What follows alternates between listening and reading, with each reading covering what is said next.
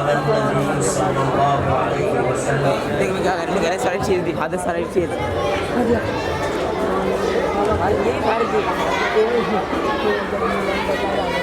الحمد للہ وکفا وسلام علی عباده الذین اصطفى اما بعد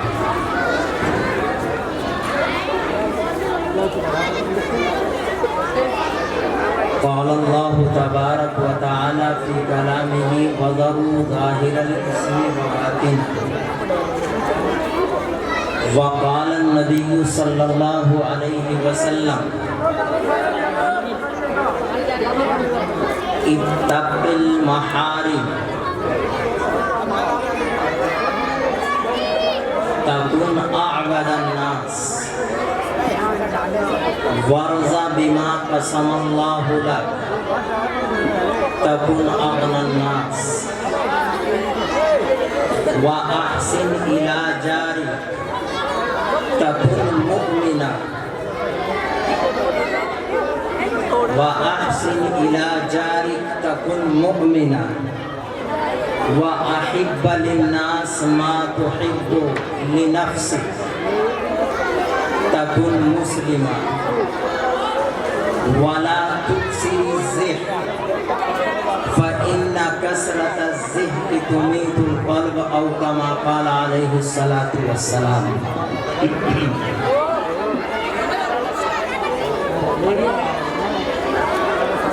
اسٹیج پر رونق افروز حضرات علماء کرام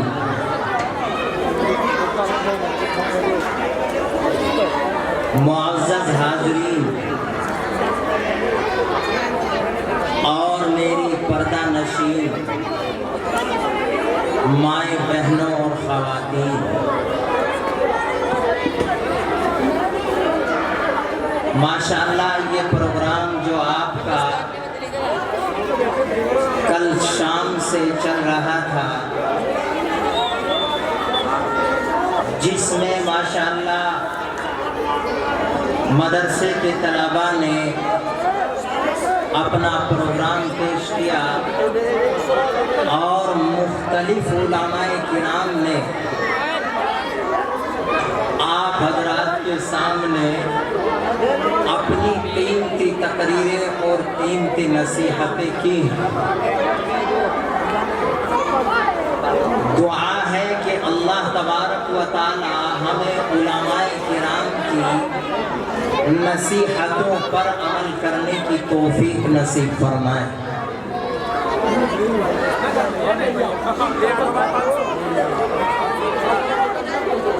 میں نے آپ حضرات کے سامنے قرآن کریم کی ایک آیت کا ٹکڑا پڑھا اور رسول اللہ صلی اللہ علیہ وسلم کی روایت کے آخر کے کچھ جملے تلاوت کیے آپ حضرات کے سامنے انہی کی روشنی میں چند باتیں عرض کرنی ہیں چونکہ وقت بہت مختصر ہے ادھر عصر کی اذان کا وقت ہو چلا ہے نماز بھی ہوگی تو میری تمام حاضرین سے درخواست ہے کہ سکون و اطمینان سے تشریف رکھ کر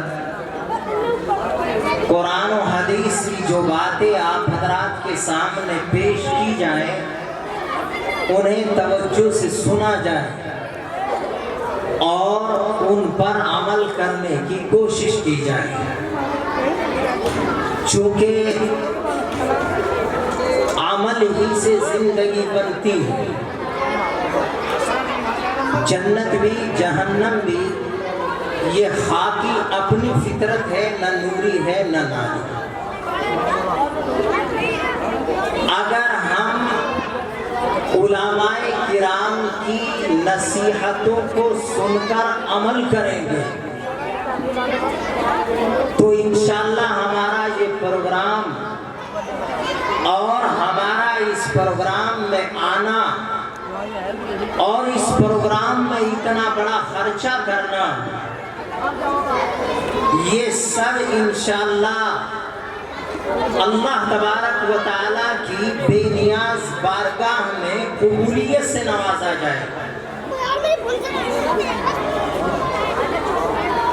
میں نے آپ حضرات کے سامنے قرآن کریم کی ایک آیت تلاوت کی ہے۔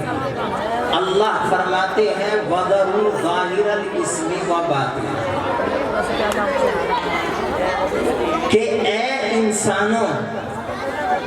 اور اے لوگوں، تم گناہوں کو چھوڑ دو۔ گناہ دو طرح کے ہوتے ہیں۔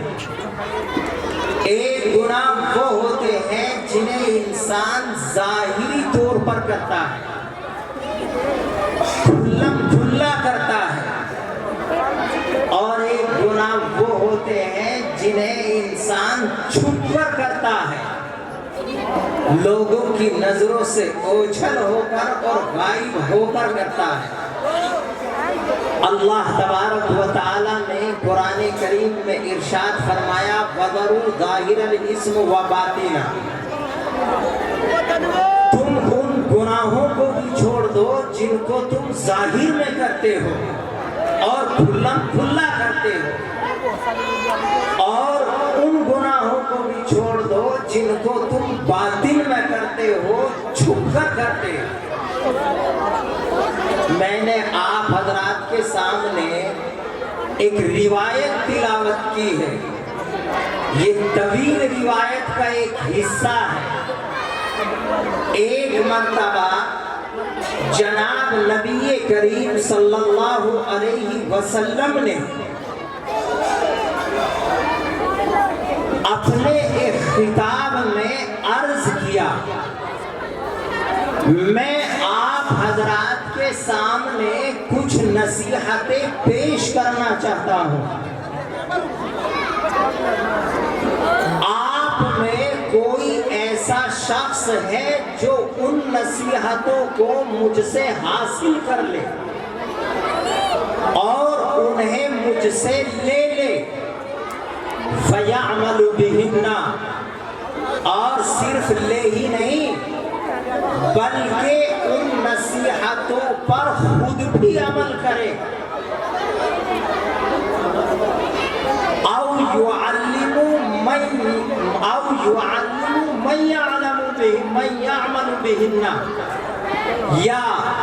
وہ نصیحتیں ایسے لوگوں کو سکھلاوے، ایسے لوگوں کو بتائے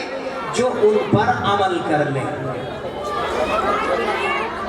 حضرت ابو ہریرہ رضی اللہ تعالیٰ عنہ جو اس حدیث کے راوی ہیں، وہ فرماتے ہیں کہ میں نے رسول اللہ صلی اللہ علیہ وسلم سے عرض کیا کہ اے اللہ کے رسول، اس کام کے لیے میں خود تیار ہوں، میں آپ کی نصیحتوں کو سنوں گا، ان کو حاصل کروں گا اور ان پر خود بھی عمل کروں گا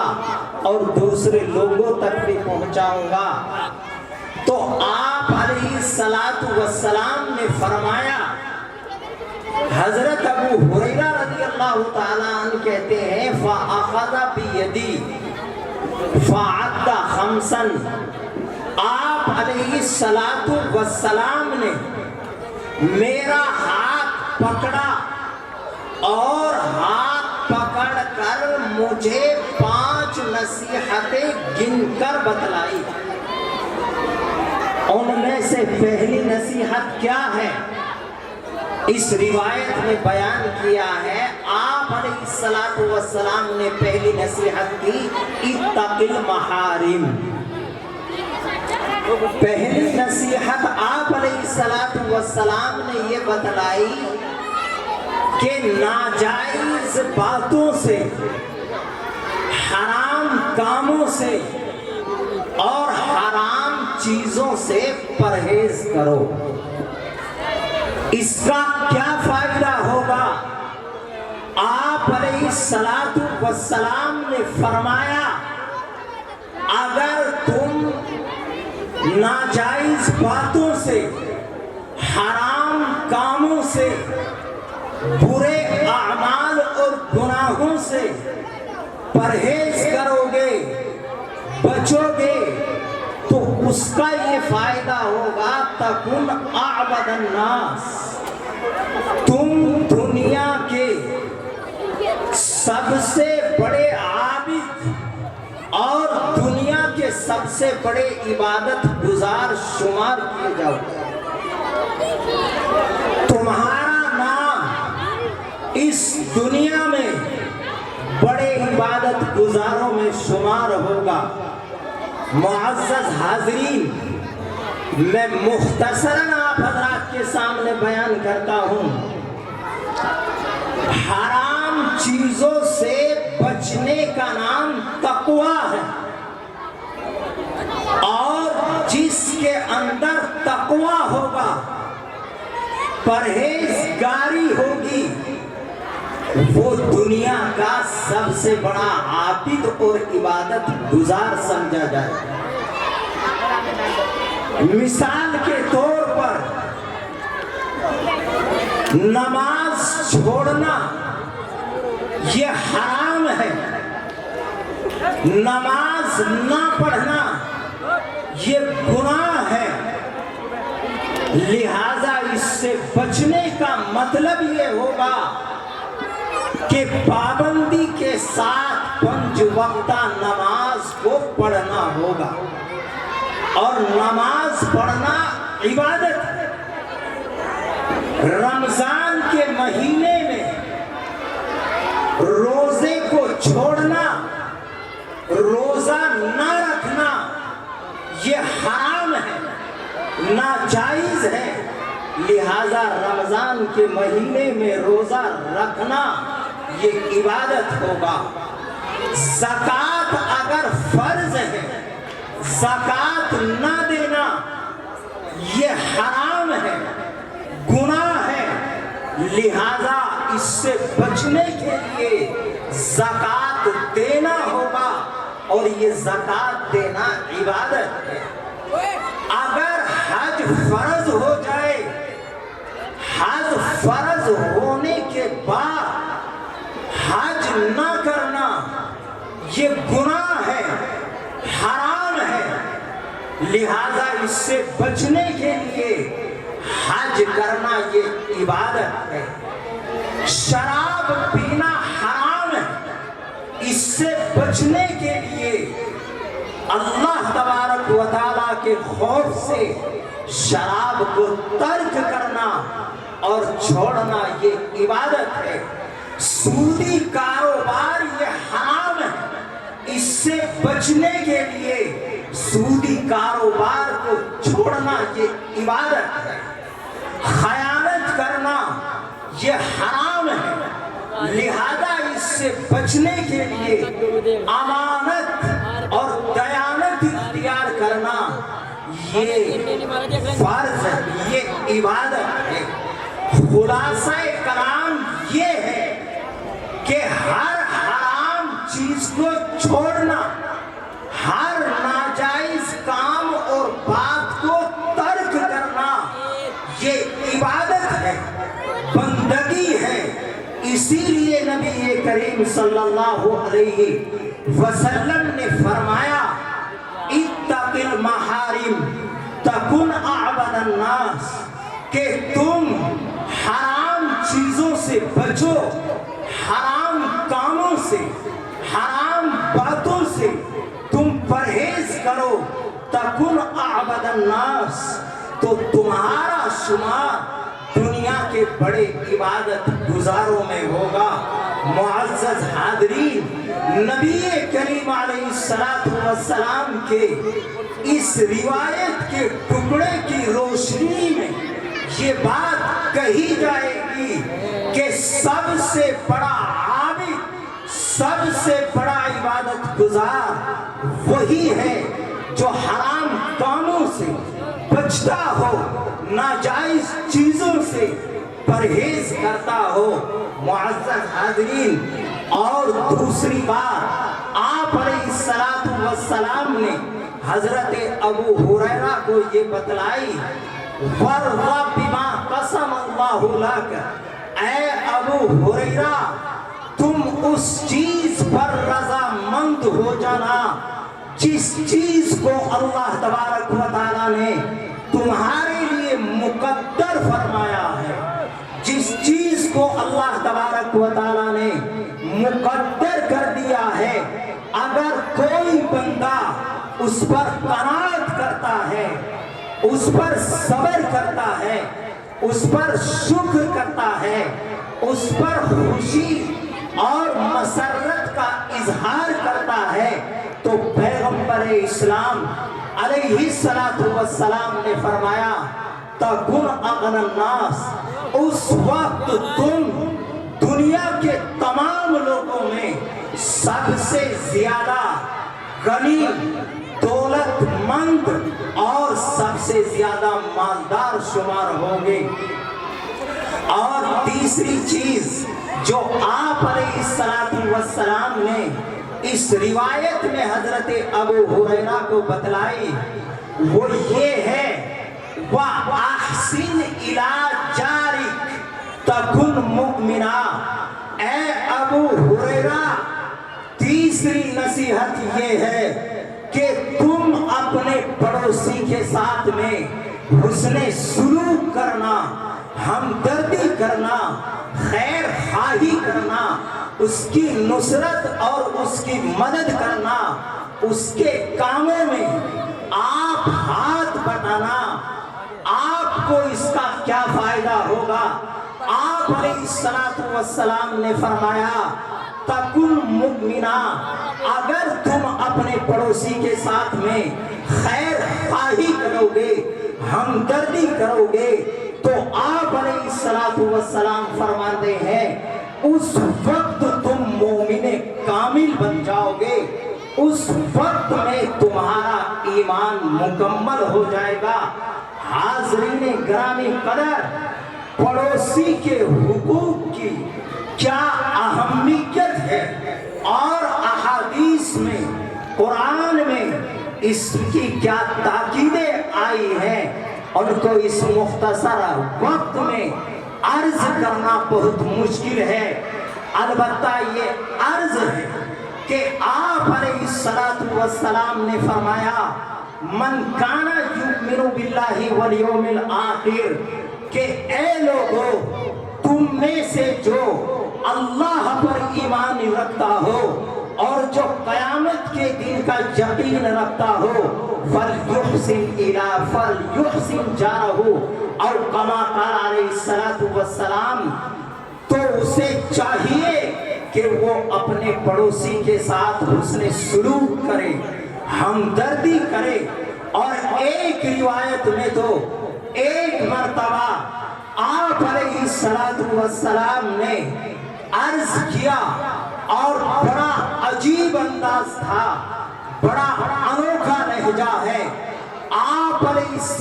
السلام قسم کھاتے ہیں اور 3 بار قسم کھاتے ہیں، فرماتے ہیں واللہ لا یؤمن، خدا کی قسم وہ شخص مومن نہیں ہو سکتا، واللہ لا یؤمن، خدا کی قسم وہ شخص کامل ایماندار نہیں ہے، واللہ لا یؤمن، خدا کی قسم وہ شخص کامل ایماندار نہیں ہے۔ قالوا من یا رسول اللہ، صحابہ نے عرض کیا اے اللہ کے رسول وہ کون شخص ہے جس کے بارے میں آپ فرماتے ہیں کہ وہ مومن کامل نہیں ہے، اور قسم کھا کر فرماتے ہیں؟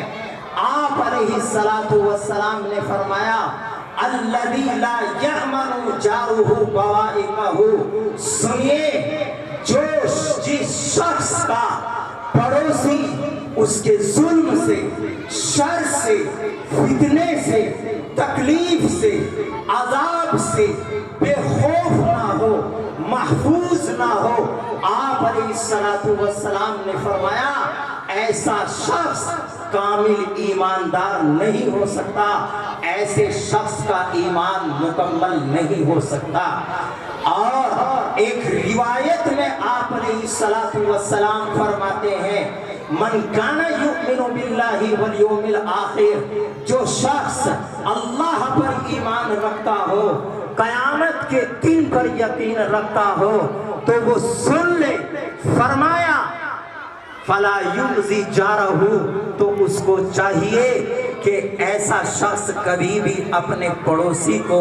تکلیف نہ پہنچائے۔ یہ تیسری نصیحت تھی جو پیغمبر اسلام علیہ السلام نے حضرت ابو ہریرہ رضی اللہ تعالی عنہ کو فرمائی۔ اور ایک چوتھی نصیحت، یہ نصیحت آپ علیہ السلام نے فرمائی وَأَحِبَّ لِلنَّاسِ مَا تُحِبُّ لِنَفْسِكَ، کہ تم لوگوں کے لیے، دوسروں کے لیے وہی چیز پسند کرو جو اپنے لیے پسند کرتے ہو۔ اگر کوئی شخص دوسروں کے لیے، لوگوں کے لیے بھی وہی چیز پسند کرتا ہے جو اپنے لیے پسند کرتا ہے، تو اس کا انعام کیا ملتا ہے؟ آپ علیہ السلام نے فرمایا تکن مسلمہ، تو پھر تم کامل، پکے اور سچے مسلمان بن جاؤ گے۔ آپ علیہ السلام نے فرمایا، روایت میں آتا ہے لا یؤمن احدکم حتی یحب لأخیہ ما یحب لنفسہ۔ پیغمبر اسلام علیہ السلام فرماتے ہیں کہ تم میں سے کوئی بھی شخص اس وقت تک مومن نہیں بن سکتا جب تک کہ وہ دوسروں کے لیے، اپنے بھائیوں کے لیے وہی چیز پسند نہ کرے جو خود وہ اپنے لیے کرتا ہے۔ اگر ایسا کرتا ہے تو وہ کامل ایمان رکھتا ہے، وہ مومن کامل ہے۔ اور پانچویں اور آخری نصیحت جو حضرت ابو ہریرہ رضی اللہ تعالی عنہ کو آپ علیہ السلام نے وصیت فرمائی تھی، وہ یہ ہے وَلَا تُكْسِرِ الذِّهْنِ۔ نوجوان طبقہ خاص طور سے سنیں، آپ علیہ السلام فرماتے ہیں کہ اے ابو ہریرہ، تم زیادہ مت ہنسنا، زیادہ ہنسنے سے بچنا۔ زیادہ ہنسنے کا نقصان کیا ہوتا ہے؟ آپ علیہ السلام نے فرمایا فَإِنَّ كَثْرَةَ الضِّحْكِ تُمِيتُ الْقَلْبَ، او کما قال علیہ السلام، کہ زیادہ ہنسنے کی وجہ سے، زیادہ کھلکھلانے کی وجہ سے انسان کا دل مردہ ہو جاتا ہے، انسان کا دل مر جاتا ہے۔ اس لیے آپ علیہ السلام نے فرمایا کہ زیادہ ہنسنے سے بچنا چاہیے، اور بلا وجہ کے جھوٹے واقعات گھڑ کر کے لوگوں کو محفلوں میں ہنسانا یہ انتہائی سنگین جرم ہے۔ اس لیے آپ علیہ السلام نے فرمایا کہ زیادہ ہنسنے سے بچنا۔ اور قرآن کریم میں اللہ تبارک و تعالی نے فرمایا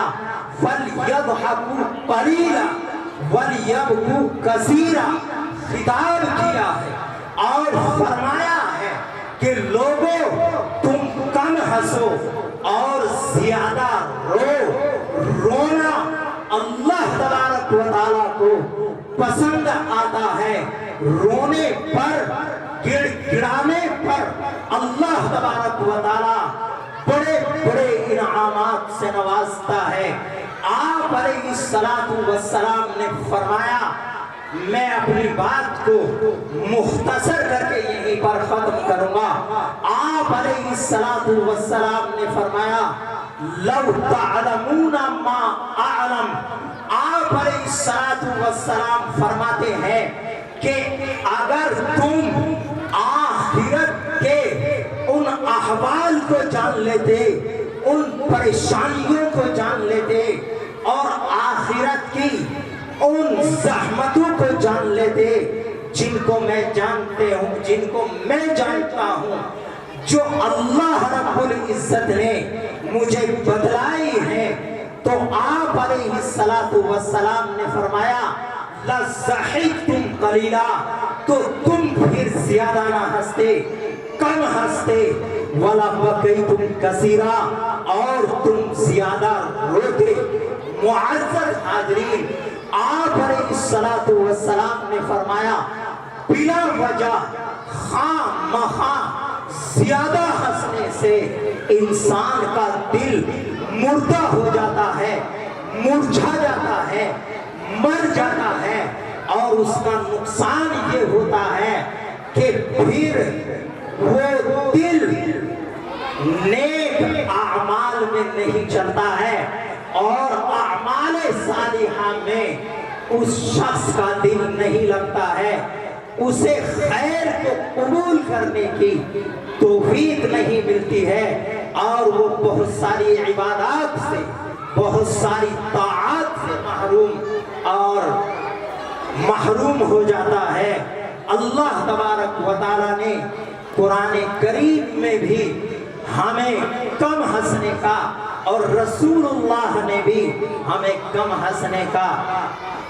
پیغام دیا ہے۔ اس لیے میری تمام حاضرین سے درخواست ہے کہ میں نے اس مختصر سے وقت میں آپ علیہ السلام کی اس روایت کی تشریح کی ہے، اور آپ علیہ السلام کی یہ 5 نصیحتیں اور وصیتیں جو کہی گئی تھی،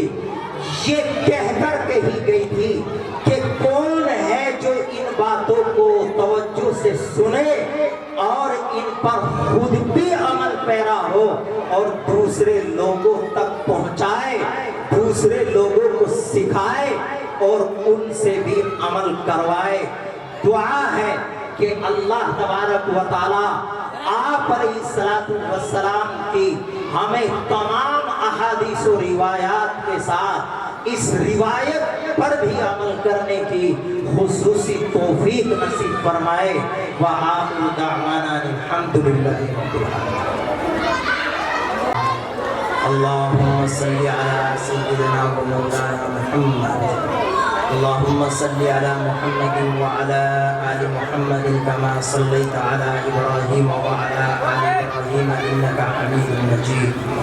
اللهم بارك على محمد وعلى آل محمد كما باركت على إبراهيم وعلى آل إبراهيم إنك حميد مجيد۔ یا رب صل وسلم دائما أبدا على حبيبك خير الخلق كلهم، یا رب صل وسلم دائما ابدا على حبیبک خیر الخلق کلهم،